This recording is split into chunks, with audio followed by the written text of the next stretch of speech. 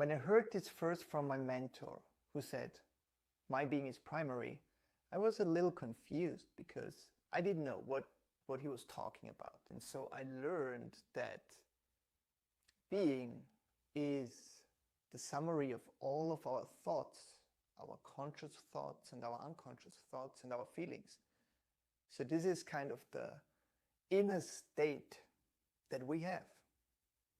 You know, who I am being, what are the feelings that I have inside of me, and they will dictate on the action I'm taking. This thought will be an embodied feeling, and from this feeling I will react and take an action in the outside world.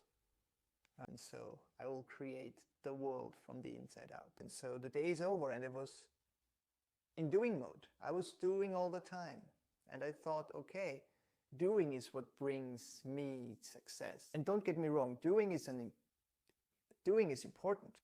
There is the being, and the being is even more important. And so the more I got into this kind of perspective of being that my mentor said once, my being is primary, the more I experienced the magic of it.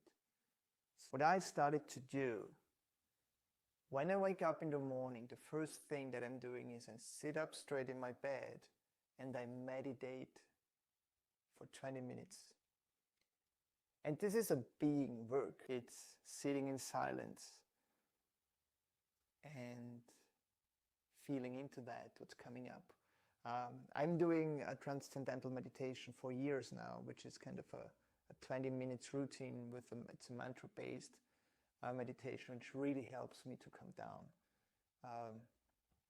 and really start the day fresh from this inner grounded feeling of peace and coming home.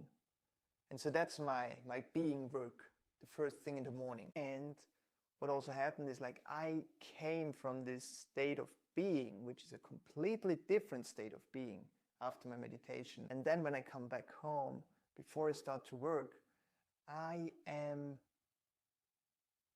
being again my document. And the document are I am statements that I learned from my mentors, or I learned the process how to do it, and I have my own, where I am being who I'm truly